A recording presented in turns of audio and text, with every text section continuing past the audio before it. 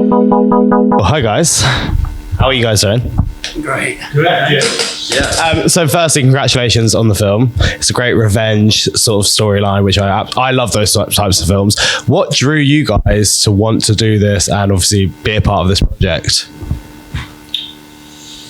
At the time I heard about it, it was very well known in the military community, like on social media. Everyone knew about this film.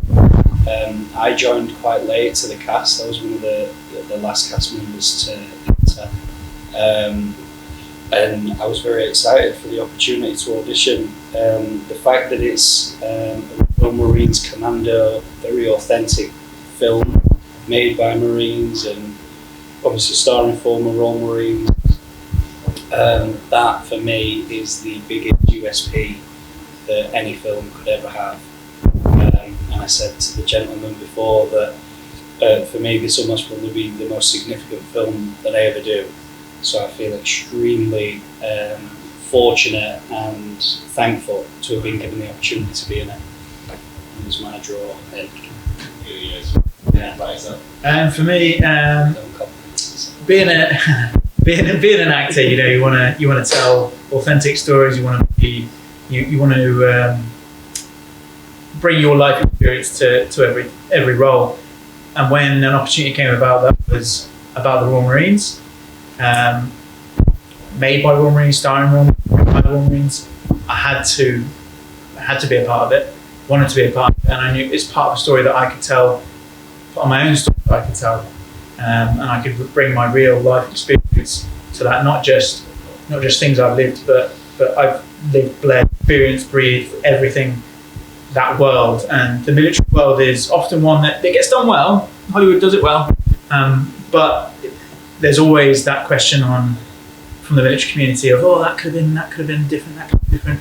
Mainly because it is its own world, and it's like a language. You can speak a language very, very fluently, but unless you are born and raised there, you don't really get all the little bits and bobs around the outside, the context, and there's so much more to it. And I feel like that's a big thing in the military, and that's hopefully what we've tried to bring to this, and that's what I wanted to bring to this.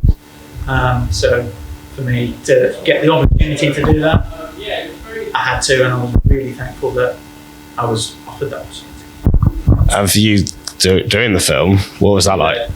So I think like starting out, we kind of wanted to make something that was like an action film, something entertaining, but the more we kind of got into the weeds of it, the more we brought people on board like yourselves.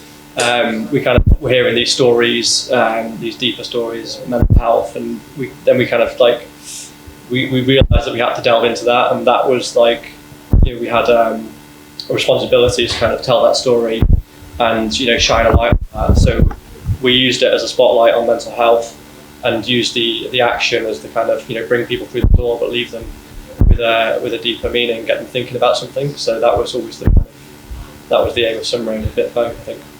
Have you had any responses from anyone from like military backgrounds regarding the storyline? If they've put any input into it? Input as in like reviews, or as in like just reviews?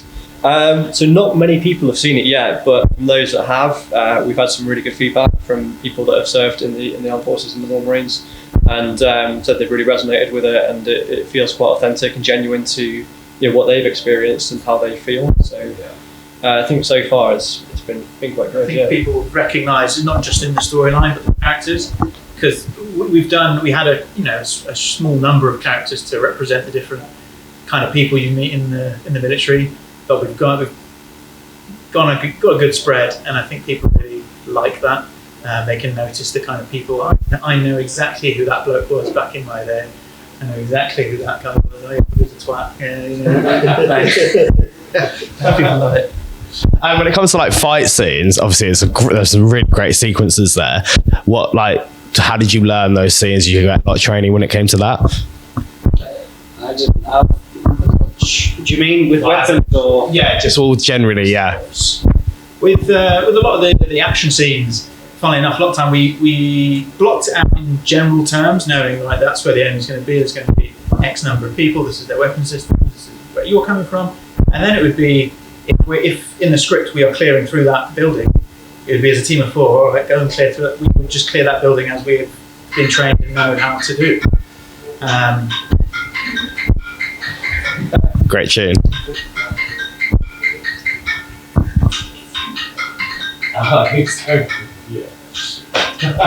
There we go. We love a little soundtrack. So we would come across those situations like clearing that building, and we would clear it as a team of 4 as we've been trained to do, or as we have done in the past. And that made it flow really nicely. And people say, the action's got a real credibility to it. That's because it's not really been choreographed like a dance routine. That is how we would clear that room. And it made things a lot quicker. We didn't have to spend days and days rehearsing the action sequences. We'd often talk about it, maybe run through it once or twice, make sure we're on the same page. But off you go, where you're clearing, because this was our job. This used to be our job. We know exactly what we're doing. And it's the kind of job where you synergize. You have to synergize instantly, and we did. So I know that if I'm focusing on this, someone else is focusing on that, so they can move the camera wherever they want. That threat is being covered, and so that makes the action sequence, I think, they had a lot of freedom to film from whatever angles they wanted. Yeah, as filmmakers, it made our life so much easier, because these guys just knew what they were doing. You didn't have to teach them how to hold the weapons or like how to move with the weapons. It's second nature to them. So it allowed us to spend time on other aspects of the production. It freed us up in that respect, which was like really, really beneficial. When it comes to productions, obviously, like for you guys, how long a film takes to make, or a TV show, but for a lot of people, they think it will take like 4 or 5 years, when actually when it comes to the filming process, it doesn't. How long did this take to do? So from conception, it's been about 4 years, I think. Okay. But is it a COVID baby storyline? It started in COVID, yeah. So we'd always wanted to do something bigger, and we finally realised we've got a bit of time here with COVID. So we just kind of we turned it into something positive. We started writing, kick-started it, so we crowdfunded it essentially. We had 860 backers who pledged £66,000 to get us off the ground. We did have some additional funding in the end to get to where we needed to be. But that's what gave us that kind of, kind of faith in the project, to think that people actually want to see this, like there's an audience here, and that's what really kind of made it happen, I think. When it comes to, or like for aspiring actors or directors, on set etiquette, what advice would you give people when it comes to that? Who wants to go first?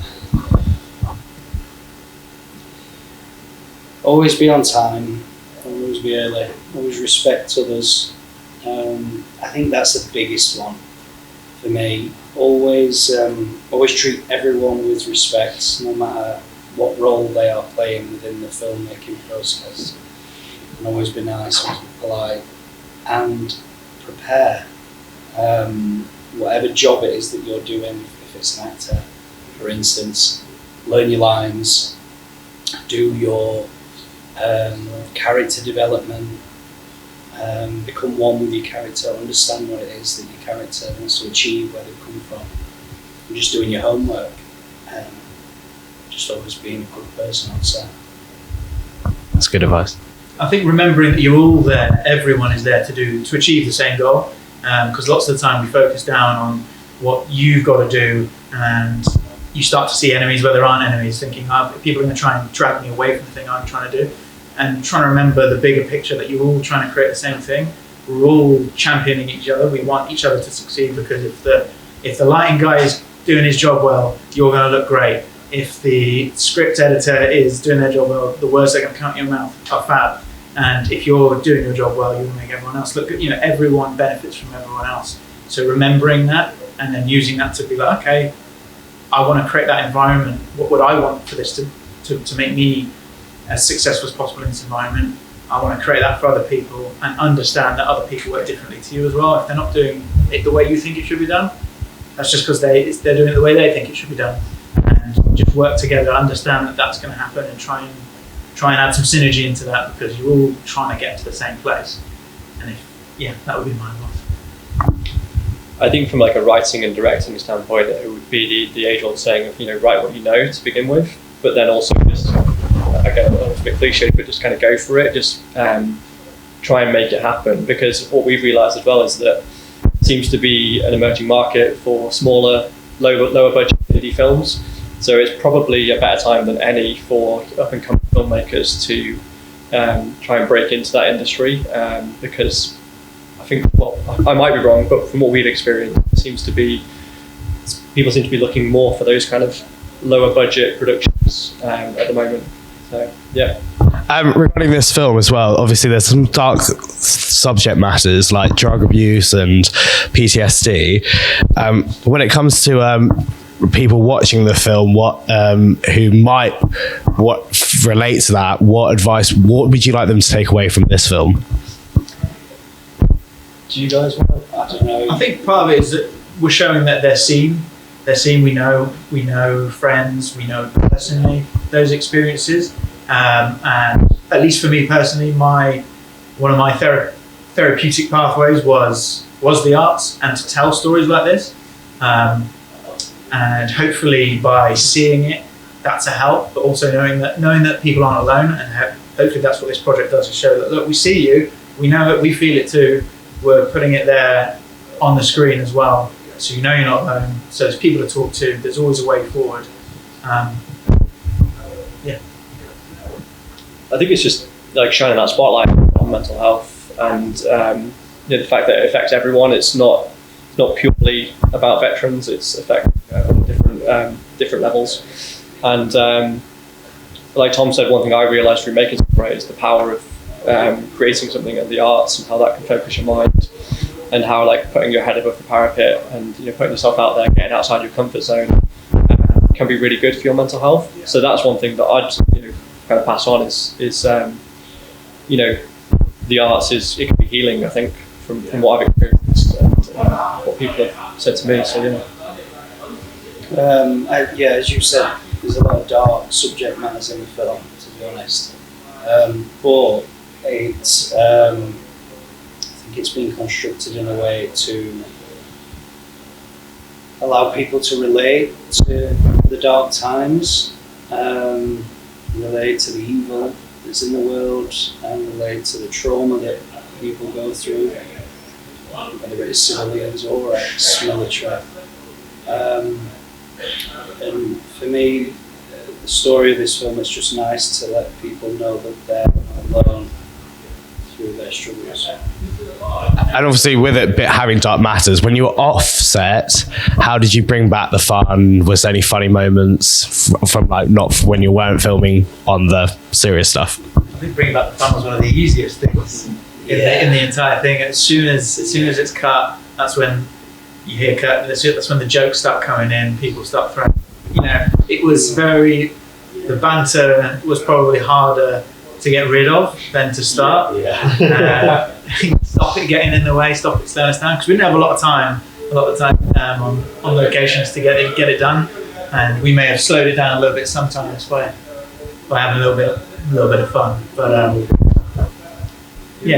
think the bond that we all had, given the ex-Royal Marine history that we all have, it just initially brings us together.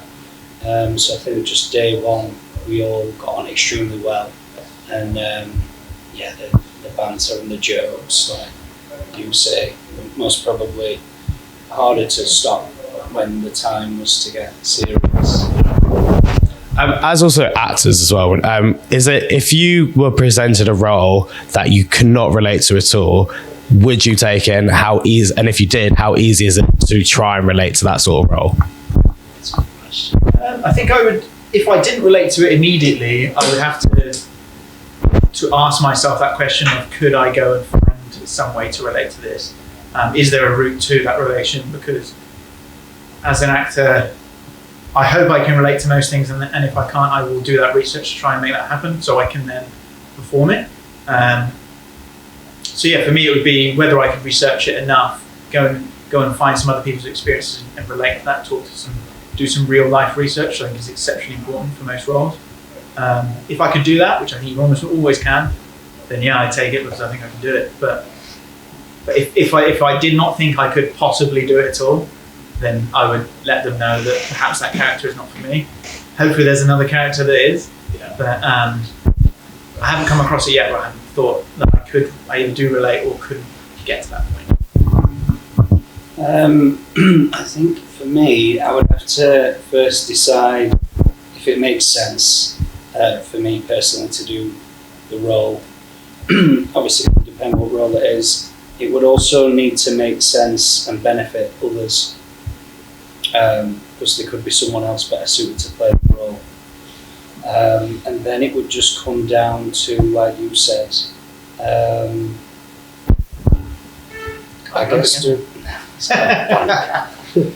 I guess doing my homework on the subject matter, educating myself, and trying to find something that I can create a connection to with that particular role, whatever it may be.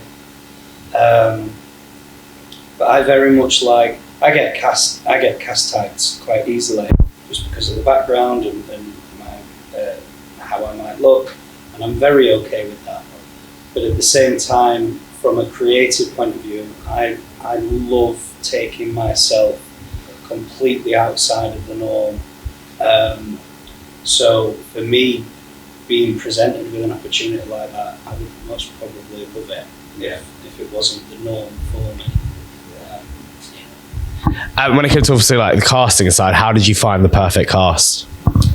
I think we knew from the beginning that we wanted the lead cast to be former Royal Marines, because that was our thing from the beginning. It was going to be created by and starring former Royal Marines, and it actually really opened our eyes to the incredible pool of talent that is in the armed forces, because I think most people think of the armed forces as a bit of a place that's kind of devoid of creativity because it's so regimented and people have this image of it.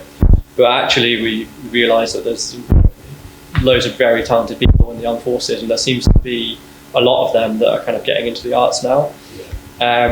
So yeah, we started off by casting the Echo team, which is got two of the guys here, and then two of the guys not here right now. But then also we supplemented that with a small civilian cast as well. So we, spoke to a lot of people for different roles on the civilian side of things, because we wanted to have two stories, like a military story that ran alongside the military story that runs alongside the civilian story. So yeah, it was an incredible experience to hear your lines being read back to you by these very talented actors, and to be honest, it was the first time we did it, so it was just a really, really great experience, and we learned so much in the process. And when it came to also like locations and stuff, where did you find, how hard was it to find sort of locations? And when it came to all the bloody scenes, how did that all come about? Location, so it was primarily shot in like Portsmouth and Dorset, which is where we're based, and being an indie film, being a veteran and former Royal Marine kind of cast and crew production, that was really beneficial in kind of getting locations, because people wanted to support it and what we were talking about. So there was like loads of small businesses and kind of buildings in Portsmouth that people kind of just wanted to be part of it really, and it was like it was really amazing to see all these people kind of wanting to help us out. No one was trying to stop the production, everyone was just trying to lift it up, which was really encouraging. And then yeah, we tried to do as much kind of practical effects as we could, with props and squibs and where we could, where the budget would allow it, which was really fun. We had quite a lot of blood, real blood, not real blood, fake blood. That was really good. And then what we could do in real life, Dan did a great job with the visual effects, one-man visual effects team, wrote, directed, and did all the visual effects of the film, so he did a great job there. And then two last questions, I know we're pushing for time. What would you like audience to take away from this film? One by one. Yeah, it's kind of like the guy said, it's that like if you're going through something, you're not alone. It's that we try to raise awareness basically for mental health in all regards, whether it's veterans or civilians, and just shed a spotlight on that. I think that's my ultimate goal, just to get people talking about it. Sunray is a dramatised action film, there's no bones about it, but I hope that people will leave the cinema or finish watching the film and be thinking about something deeper, be thinking about the themes and the topics that we've put in the film. Yeah, I can't really say it any better than what he said, but just what I said earlier, just to allow people to walk away knowing that whatever struggles they're facing, no matter how deep that may be, they're not alone. And there's also a lot of ex-military personnel who take their own life because they just can't see an end. Hopefully, this film assists in some way in, maybe changing that decision for some people, so feel like they belong a little bit.